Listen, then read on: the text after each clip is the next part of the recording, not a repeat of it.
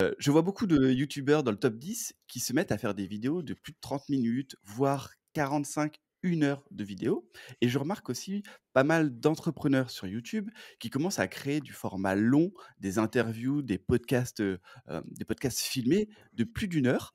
Qu'est-ce que tu en penses toi de cette, nouvelle tendance? Est-ce que toi aussi tu l'as remarqué? Ouais, carrément, c'est une tendance de fond parce que c'est un truc qui est pas arrivé comme ça en 2 semaines et je pense qu'il va pas repartir en 2 semaines. Ce qui est intéressant, c'est de voir qu'apparemment l'algorithme YouTube a l'air de bien aimer ces formats-là et de les mettre pas mal en avant aussi auprès d'une nouvelle audience. On avait testé sur un client qui lançait un podcast et on a vu qu'après quelques épisodes, il y a un podcast qui a été propulsé à plusieurs centaines de milliers de vues. Et effectivement, on le voit de plus en plus dans les recommandations et ce que tu dis est vraiment intéressant, c'est sur les formats divertissement en Mmh. particulier où, ils nous ont habitués à faire des vidéos de 5 minutes, 7-8 minutes. À l'époque des Norman Cyprien, les Mmh. petits vlogs, les petits sketchs, c'était quelques minutes. Et maintenant ces mêmes personnes font des vlogs de 3/4 d'heure, Ouais. quoi. Et c'est regardé, c'est mis en avant par la plateforme et cetera. Alors pour moi, il y a un danger, donc on en parlera, il y a un danger à ces formats longs, mais il y a aussi une sacrée opportunité, notamment pour les gens comme vous et moi qui sommes entrepreneurs, qui avons beaucoup de choses à raconter et beaucoup d'expertise à transmettre. On peut vraiment aller au fond des choses et là, pour le coup, je trouve que YouTube a une carte à jouer par rapport à des plateformes comme TikTok ou Instagram qui restent beaucoup en surface. Donc voilà, grosse opportunité, gros danger. Je pense que c'est un super sujet pour aujourd'hui. Est-ce que vous devez faire des formats, très longs sur vos vidéos? Ouais, effectivement, c'est intéressant et je rebondis sur ce que tu viens de dire parce que pour moi, je pense qu'il y a aussi l'effet inverse de TikTok. C'est-à-dire que la vidéo courte, ça va faire maintenant 2 ans, 2-3 ans qu'elle s'est développée. On en a déjà parlé dans ce podcast, mais c'est vrai que beaucoup de plateformes, que ça soit YouTube, Instagram, TikTok, misent à fond sur le format très court et je trouve que cette tendance va totalement à l'inverse du format court, du snack content, comme tu dis, où on reste à la surface, on balance quelques conseils en 30 secondes. Là, on a vraiment ce besoin d'aller chercher des choses beaucoup plus concrètes, beaucoup plus longues, un peu comme si on regardait un film, au lieu de regarder un petit sketch sur YouTube. On a ce côté de un peu vraiment 2 tendances différentes, le format très court et le format très long. Avant que tu nous expliques un petit peu les dangers et peut-être les avantages, du format long, à ton avis, quel est l'intérêt pour YouTube de mettre en avant des formats longs? Est-ce qu'au niveau de l'algorithme? Est-ce que c'est ce que cherche YouTube? Hem, voilà, donne-moi un petit peu ce ressenti que tu as toi dessus, Bah, l'intérêt, pour moi, il me paraît assez évident, c'est de retenir les gens plus longtemps sur la plateforme. Mmh. C'est le seul objectif de YouTube depuis très longtemps. Alors historiquement, YouTube voulait simplement que les gens démarrent l'application et regardent, 1 ou 2 vidéos. Et ensuite YouTube s'est dit: «OK, maintenant nos concurrents c'était» donc à l'époque c'était Facebook, et Twitter, et donc notre but c'est que les gens restent plus longtemps sur YouTube que sur Facebook et Twitter, donc il fallait que les recommandations soient bonnes et que les gens aient l'habitude de voir plein de vidéos différentes. Et hem et ensuite, il y a eu une petite période où YouTube avait plus trop de concurrence sur le format vidéo et maintenant que la concurrence est revenue avec Twitch, avec TikTok, avec ces formats-là, YouTube est encore en train de se dire: «OK, faut qu'on grappille des parts de marché» et les parts de marché pour YouTube, c'est pas faire plus de vues et faire en sorte que Mmh. les gens zappent, 50 fois, c'est de faire en sorte qu'ils restent très longtemps et aujourd'hui, une session de visionnage sur YouTube, en moyenne, c'est 1 heure. Et je peux vous garantir que si demain YouTube arrive à faire en sorte que les 2 milliards d'utilisateurs qui vont sur la plateforme, ont des sessions d'1 heure et demie au lieu d'1 heure, ils seront très, très, très contents. Parce que ça leur permet de mettre plus de pubs, ça leur permet de plus encore s'ancrer face à Netflix aussi, on n'en parle pas, mais Netflix, ou les plateformes de streaming vidéo, c'est des gros concurrents pour Bah, YouTube. c'est ce que j'allais dire, Hem, alors je te coupe vite fait, hein, j'ai l'habitude de dire Vas-y. qu'en fait, on pense souvent, c'est ce que tu as dit un petit peu au départ, que les concurrents de YouTube, ça va être les autres réseaux sociaux, Facebook, Twitter, maintenant TikTok. Moi, je pense que ça fait maintenant quelques années que la guerre, c'est la guerre de ce qu'on pourrait du temps de cerveau. Voilà, c'est la guerre du temps de cerveau. Le temps de cerveau, en gros, c'est quoi? C'est quand on n'est pas au travail, qu'est-ce qu'on fait? Qu'est-ce qu'on fait de du reste du temps? Et en fait, pour moi, YouTube est en concurrence avec les réseaux sociaux, mais est en concurrence avec les plateformes de streaming. Et ça, on l'a vu depuis 10 ans, ça s'est surdéveloppé. Il y en a 15 000, Netflix, Amazon, Disney+, mais est aussi en concurrence avec tout ce qui est jeux vidéo, les Fortnite, les compagnies, avec Twitch. Et donc, ouais, je reviens, voilà, c'est pour rebondir un peu ce que tu dis. Ne pensez pas que les seuls concurrents de YouTube, ce seront les autres réseaux sociaux et les autres réseaux sociaux qui font, que Ouais. de la vidéo. C'est intéressant de voir aussi ce qui se passe aux États-Unis parce que les États-Unis, c'est un marché différent Mmh. et YouTube aux États-Unis, ça fait déjà plusieurs années qu'ils ont une offre qui s'appelle YouTube TV, qui est en fait, un service de télé, enfin, par câble, j'ai envie de dire, mais un service classique aux États-Unis, qui permet de délivrer du contenu télévisuel, vraiment, hein, des chaînes télé qui sont diffusées par une appli YouTube pour les gens qui veulent plus avoir un abonnement câble ou satellite, aux États-Unis. Et là maintenant, il y a aussi la même chose qui est en train de se déployer à nouveau aux États-Unis en premier. Mais YouTube va distribuer des chaînes par abonnement type, Stars Play, des choses comme ça, des trucs OCS, enfin, tu sais, ces trucs D'accord, qu'on ouais. voit qu'on peut acheter sur Prime Video et tout ça. Mmh. YouTube peut le distribuer aussi et dire directement dans l'appli YouTube, vous pourrez vous abonner à ces trucs-là. Donc ils veulent vraiment que ce soit votre télé, en fait. YouTube, c'est la télé du futur, c'est exactement comme ça qu'ils se positionnent. Ouais, Là où TikTok, pour l'instant, c'est très différent parce que c'est une appli avant tout, c'est uniquement smartphone et YouTube, en fait, je pense que sur ces formats longs, en fait, quelque part, l'enjeu pour YouTube, c'est de dire, «OK, c'est bien les téléphones et tout ça et on a besoin d'être présent là-dessus, d'être numéro un sur les téléphones, bien sûr. mais on veut aussi être numéro un sur les télés». Il faut que tous les gens qui allument leur télé, ils aient une grosse icône YouTube et qu'ils aient envie de cliquer là-dessus plutôt que d'aller voir, TF1, M6 ou Prime Video ou Netflix. OK. Non, mais je suis d'accord, hein, ça vient un petit peu dans l'objectif de YouTube, comme tu l'as dit, hein, YouTube, ce qu'ils veulent, c'est très simple, c'est ce que j'explique aux personnes que j'accompagne. Faut pas trop s'embêter avec l'algorithme de YouTube. Il faut comprendre le fond de YouTube, hein, c'est un peu ce que tu expliqué, c'est-à-dire que YouTube, qu'est-ce qu'ils veulent? Ils veulent seulement qu'on clique sur une vidéo et qu'on la regarde le plus longtemps possible et qu'après on reclique sur une vidéo et qu'on la regarde le plus longtemps possible. Après tout découle de ça. Tout découle de ça, toute leur stratégie découle de ça. Toutes leurs nouvelles fonctionnalités découle de ça. Là, il y a des nouvelles fonctionnalités en ce moment où tu vas pouvoir avancer, revenir en arrière en regardant bien, le passage de la vidéo, ça va être de plus en plus précis, vraiment pour encore inciter de plus en plus les gens à rester, sur, YouTube et à rester sur une vidéo. Donc voilà, l'avenir de YouTube, ça va être de continuer, cette chose qui est très simple, devenir, comme tu dis, un peu le leader au niveau de la vidéo, que ça soit sur téléphone ou que ça soit sur PC ou, sur télé comme tu en parles. OK, maintenant qu'on a vu un petit peu tout ça, tu nous parlais au début un petit peu des avantages et peut-être du danger de ce format long. Est-ce que c'est un danger pour les youtubeurs divertissement? Est-ce que c'est aussi un danger pour les entrepreneurs? Alors là où je vois que c'est un danger, en fait, c'est pas tellement pour les entrepreneurs, je pense que là, il y a plutôt c'est plus une opportunité qu'un danger. Ça va plutôt être pour les youtubeurs passion, en OK. fait. Parce que tu fais des vidéos sur ta passion qui est, j'en sais rien moi, la tech, par exemple. Tu fais des vidéos sur la tech, Apple, que les montres connectées Apple, voilà, c'est ton truc. Ton audience, elle va regarder évidemment des vidéos de tech, des vidéos d'autres chaînes de tech et cetera, mais elle va aussi regarder des vidéos de divertissement. Mmh. Et jusqu'à peu, les vidéos divertissement, bah, très grand public, celles qui parlaient à tout le monde, il y en avait peut-être, je dis n'importe quoi, mais une dizaine, une quinzaine qui sortaient par semaine, des vidéos incontournables que tout le monde va voir Mmh. et c'était des vidéos de 5 minutes. Donc en fait, il restait pas mal de temps disponible pour, découvrir des chaînes passion, aller voir d'autres choses et cetera. Et le problème, c'est que maintenant ces chaînes divertissement très grand public, elles se professionnalisent énormément, elles ont des supers équipes derrière Ouais. et elles font la même qualité de contenu, mais plutôt que de faire des vidéos de 5 minutes, elles font des vidéos de 3/4 d'heure, 1 heure.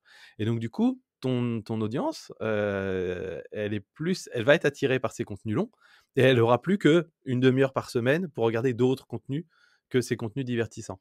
Et parce que qu'on le veuille ou non, même si on parle de passion et qu'on transmet un petit peu de l'information, des choses comme ça, on reste du contenu de divertissement d'une manière ou d'une autre, Ouais. sur YouTube.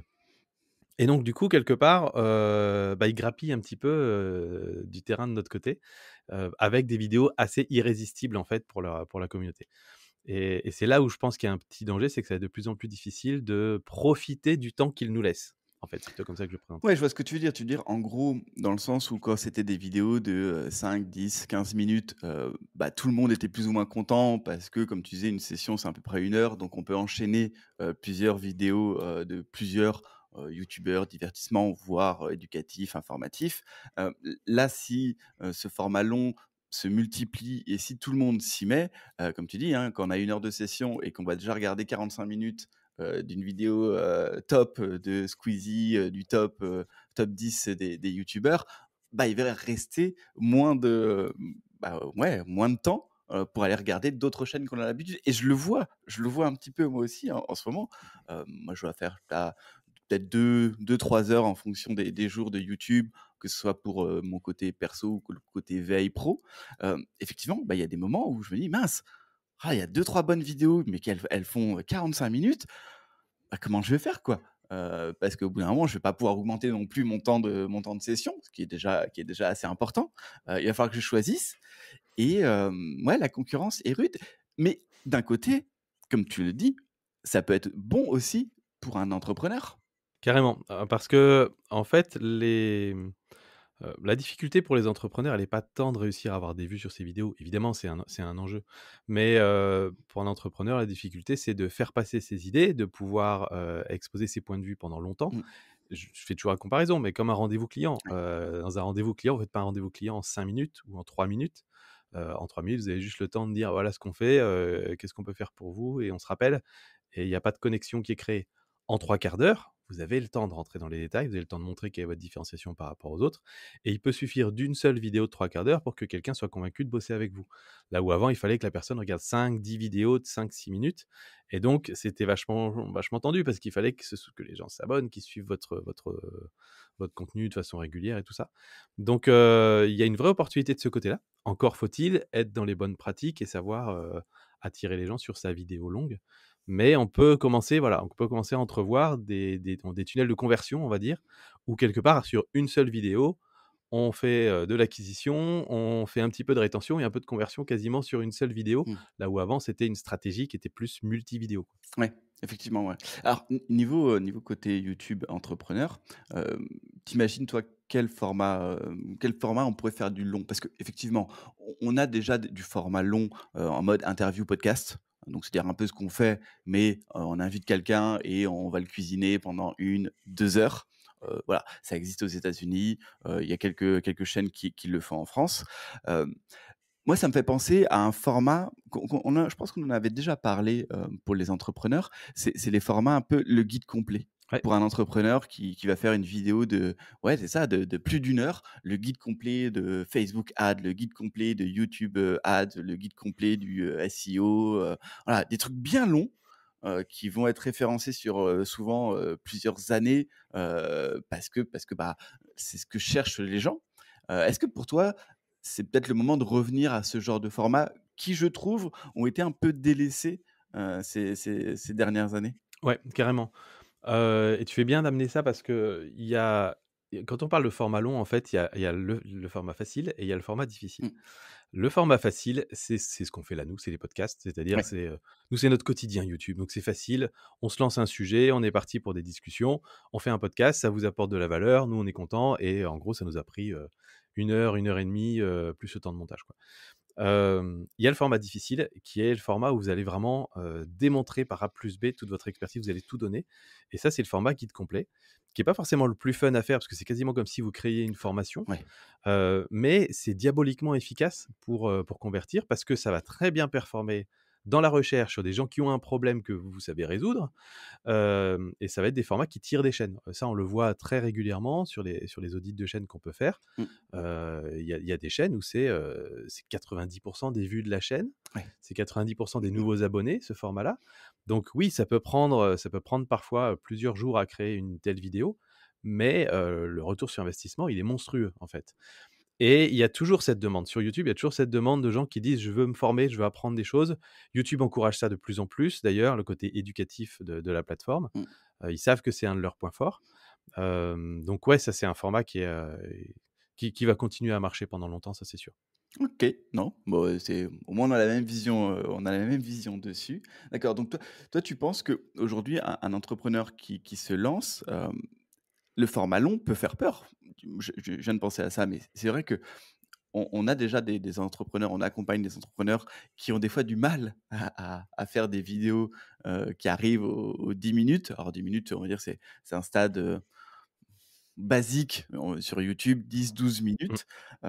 Aujourd'hui, tu conseillerais à quelqu'un qui a envie de se lancer sur YouTube de partir sur du format long, de d'abord commencer par du format 10 minutes classique, de chez YouTube ou d'essayer de mixer les 2 peut-être? C'est une excellente question, mais je pense que tu as la réponse aussi. C'est, vachement compliqué parce qu'il y a une courbe d'apprentissage qui est importante sur YouTube. Aujourd'hui, on a tendance à limiter les frictions. Pour des personnes qui nous contactent et qui disent, «Je voudrais démarrer, une stratégie YouTube», on a tendance à leur dire: «OK, commence par faire des petits contenus courts, ça permettra de te familiariser avec le matériel, de voir un petit peu ce que ça peut être la viralité sur YouTube et cetera». Et on voit que c'est déjà difficile de passer des contenus courts d'une minute Mmh. à des contenus de 10. C'est déjà très difficile. Et en fait, la grosse difficulté, c'est que à une époque où c'est devenu très facile de créer des contenus courts et de se lancer sur une plateforme comme TikTok ou YouTube Shorts, c'est difficile pour nous de dire, dès le départ: «Mets toute ton énergie dans une vidéo d'une heure ou d'une heure et demie», tout en sachant nous-mêmes que cette personne, si elle n'est pas accompagnée, elle va faire des erreurs Mmh. et donc il se peut que sa vidéo fasse un gros flop. On peut faire la meilleure vidéo, d'1 heure et demie qui donne toute votre expertise, mais pas bien travailler son accroche, pas bien travailler sa structure de vidéo, son rythme au montage et cetera et la courbe de rétention est mauvaise et YouTube la met jamais en avant et ça c'est hyper décourageant. Quand tu as passé 3 jours à créer une vidéo, tu t'as tout mis toute ton énergie dedans et qu'en fait ça marche pas, la personne, tu peux être sûr qu'elle va arrêter YouTube pendant 3 ans après. Donc c'est dur parce qu'on veut pas les décourager nous les gens, donc je pense que c'est bien de commencer par des contenus effectivement, 10 minutes. Ouais. Aujourd'hui, on a de plus en plus de mal à recommander des contenus de 5-6 minutes parce que c'est vraiment le ventre mou de YouTube, j'ai Mmh. envie de dire. C'est les contenus que YouTube met plus du tout en avant. Aujourd'hui, YouTube a l'air vraiment de se polariser entre des contenus très courts, concurrence TikTok, YouTube Short, on en a déjà parlé beaucoup et des contenus très longs qui vont aller grappiller sur le terrain de Twitch, des podcasts, de tout ce qui est un peu discussion et cetera et formation et donc c'est voilà, c'est difficile de voir entre les 2. Un bon format entre les 2 qui peut être intéressant, c'est les formats un peu challenge, défi et cetera. Ça, c'est pareil, on y revient assez souvent. Ouais. C'est des formats qui sont divertissants, on en parlait tout à l'heure, mais c'est important que ça reste un petit peu divertissant. Divertissant pour vous, mais aussi pour l'audience et dans lequel vous pouvez transmettre de l'expertise, de l'information et montrer que vous vous y connaissez et ces formats-là, souvent, vont arriver sur des durées assez facilement de 15-20 minutes. Donc ça vous entraîne à faire des formats longs un peu divertissants pour vous préparer pour le jour où vous devrez faire la grosse vidéo qui va tirer votre chaîne pour les années à venir. Non, effectivement, j'aime bien ce format, comme tu dis, de 15-20 minutes, et je conseille souvent, moi, aux entrepreneurs que j'accompagne ou qu'on accompagne, c'est-à-dire aller voir ce qu'il fait dans le divertissement et essayer de faire en sorte de le retranscrire, dans votre domaine en tant qu'entrepreneur. Alors par contre, je voulais mettre un petit, comment dire? Un petit danger, aux entrepreneurs qui veulent faire du format long et qui sont intéressés par le vlog. Alors, parce que j'ai déjà eu quelques contacts qui m'ont dit: «Ah, j'aimerais bien faire un vlog sur mon entreprise, sur qui je suis et tout».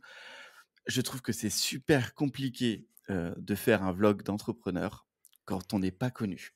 Je suis désolé pour ceux, qui nous écoutent et qui avaient cette idée en tête, mais voir un entrepreneur qui a pas une aura, qui voilà, qui débute peut-être ou même qu'on ne connaît pas sur les réseaux sociaux, qui a pas une grosse communauté, franchement, vous suivre pendant une journée entière en train de bosser, vous partez le matin un peu comme pourrait faire une Léna Situation ou voilà, qui ont remis au goût du jour, le côté vlog. Franchement, je suis pas sûr que ça fonctionne. C'est compliqué, ça marche pour les gros entrepreneurs. Ça marche pour les gros entrepreneurs, hein. Elon Musk qui te fait un jour un vlog, de sa journée, je pense elle fera des millions de vues, mais parce qu'il a une certaine aura et encore une fois, il est connu mondialement. Un petit entrepreneur, même à Paris, dans une start-up et tout, voilà, attention, si vous le faites, il y a pas de souci, hein. Je suis là pour tester des choses, hein. J'ai pas la en plus, j'ai pas la vérité, hein. Je pense que c'est quelque chose qu'on dit assez souvent.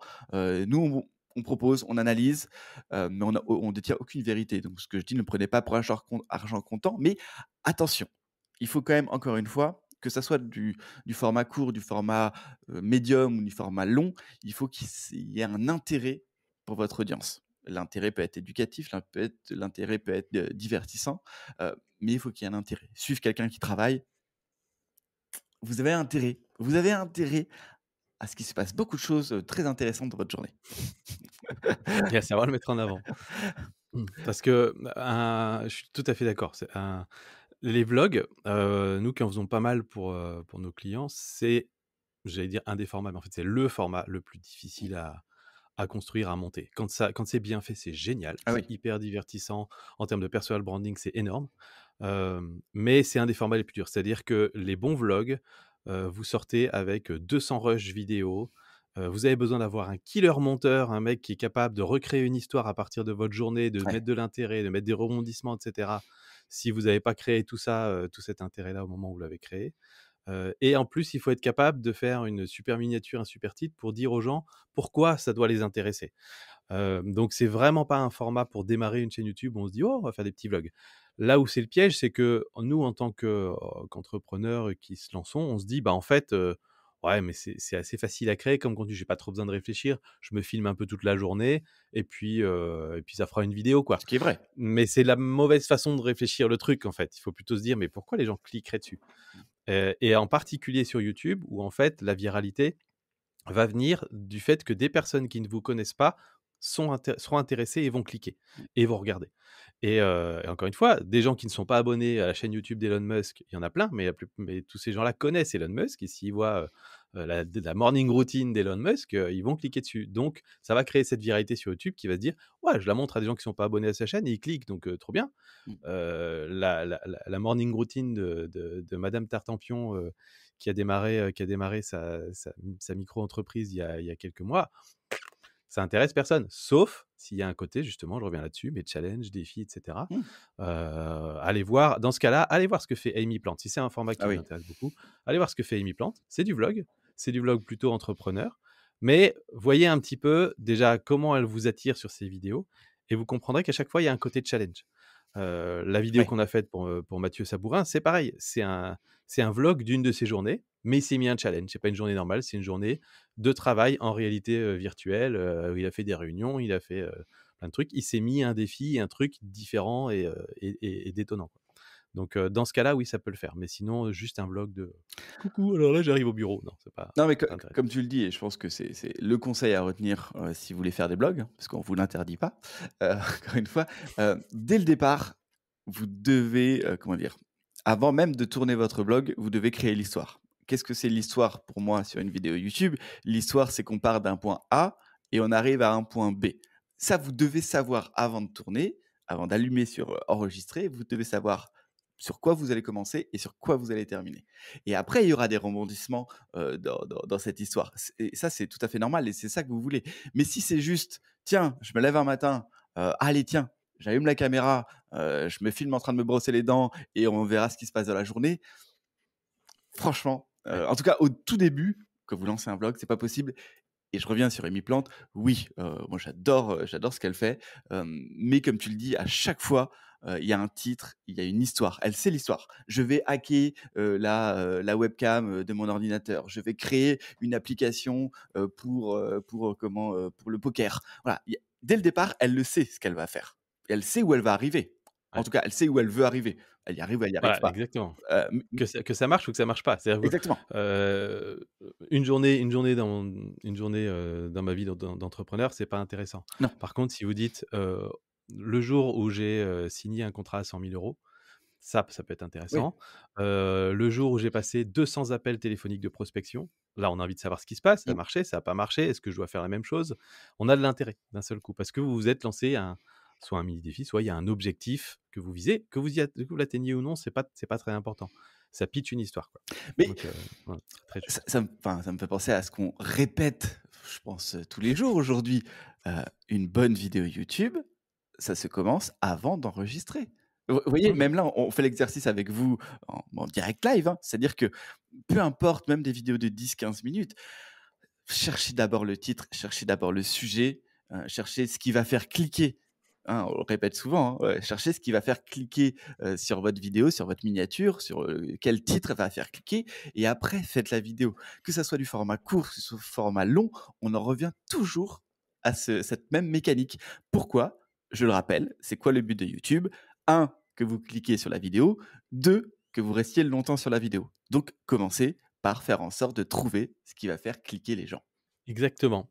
En conclusion de cette question des formats longs, si on reboucle un petit peu Mmh. là-dessus, Qu'est-ce que tu conseillerais, toi, à ceux qui ont déjà une chaîne YouTube, qui font déjà des formats entre 5 et 10 minutes?